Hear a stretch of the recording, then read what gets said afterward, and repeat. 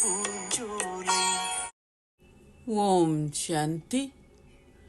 24/5/2024 காலை முரளி. ஓம் சாந்தி. பாப் தாதா, மதுவனம். சாராம்சம்.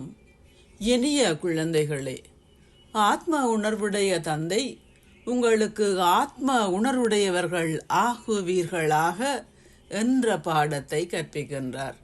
சரீர உணர்வை துறப்பதே உங்கள் முயற்சியாகும். கேள்வி: நீங்கள் சரீர உணர்வுடையவர்கள் ஆகும் பொழுது முதலில் உருவாகும் நோய் எது? பதில்: ஒருவரின் பெயரிலும் உருவத்திலும் சிக்கிக் கொள்வதாகும். இந்த நோய் உங்களை விகாரமானவர்கள் ஆக்குகின்றது. இதனாலேயே தந்தை கூறுகின்றார், ஆத்ம உணர்வில் நிலைத்திருப்பதை பயிற்சி செய்யுங்கள். உங்கள் சரீரங்களில் எவ்வித பற்றையும் நீங்கள் கொண்டிருக்க கூடாது. சரீரங்களில் உள்ள பற்றை துறந்து தந்தையை நினைவு செய்யுங்கள். நீங்கள் தூய்மையாகுவீர்கள். நீங்கள் பந்தன வாழ்க்கையில் இருந்து விடுபட்டு ஜீவன் முக்தி அடைவதற்கான பாதையை தந்தை உங்களுக்கு காட்டுகின்றார். இது உங்கள் கல்வியாகும். ஓம் சாந்தி. தாரணைக்கான சாராம்சம். 1. சதோபிரதான் ஆகுவதற்கு தந்தையை தவிர எவரையும் நினைவு செய்யாதீர்கள்.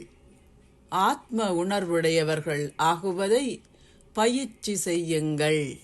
2. பாலும் சீனியும் போல் சேர்ந்து வாழுங்கள். இந்த இறுதி பிறவியில் விகாரங்களை வெற்றி கொண்டு உலகை வெல்பவர்கள் ஆகுங்கள். ஆசீர்வாதம். நீங்கள் தந்தையின் பாதுகாப்பு குடையின் கீழ் இருப்பதால் நீங்களும் சதா மகிழ்ச்சியை அனுபவம் செய்து பிறரையும் அனுபவம் செய்ய வைக்கின்ற ஒரு விசேட ஆத்மா ஆகுவீர்களாக. நீங்கள் தந்தையின் பாதுகாப்பு குடையின் கீழ் இருக்கும் பொழுது மாயையிடம் இருந்து சதா பாதுகாப்பாக இருக்கின்றீர்கள். மாயையினால் பாதுகாப்பு குடையின் கீழ் வர முடியாது. கடின உழைப்பிலிருந்து தொலைவில் இருப்பதற்கு பதிலாக இயல்பாகவே மகிழ்ச்சியில் இருக்கின்றீர்கள். ஏனெனில் கடின உழைப்பு உங்களை மகிழ்ச்சியை அனுபவம் செய்வதற்கு அனுமதிப்பதில்லை. பாதுகாப்பு குடையின் கீழ் இருக்கின்ற அத்தகைய விசேடமான ஆத்மாக்கள் அத்தகைய உயர் கல்வியை கற்கும் பொழுதும் மகிழ்ச்சியில் இருக்கின்றார்கள். ஏனெனில் தாங்கள் ஒவ்வொரு கல்பத்திலும் வெற்றியாளர்களாக இருக்கின்றார்கள். தாங்கள் ஏற்கனவே சித்தியடைந்து விட்டார்கள் என்ற நம்பிக்கை அவர்களுக்கு உள்ளது. எனவே சதா மகிழ்ச்சியில் நிலைத்திருந்து தொடர்ந்தும் பிறருக்கு மகிழ்ச்சியில் திளைத்திருங்கள் என்ற செய்தியை கொடுங்கள். இதுவே நீங்கள் செய்ய வேண்டிய சேவையாகும். ஸ்லோகம். நாடகத்தின் ரகசியங்களை அறியாதவர்களே குழப்பம் அடைகின்றார்கள். ஓம் சாந்தி. நன்றிகள் பாபா.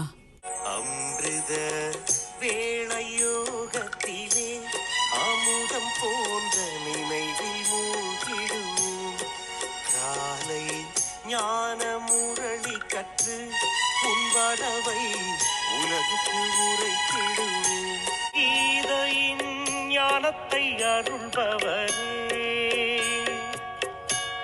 கீதையின் ஞானத்தை அருள்பவரே, புது யுகத்தை படைக்க அவதரித்தார்.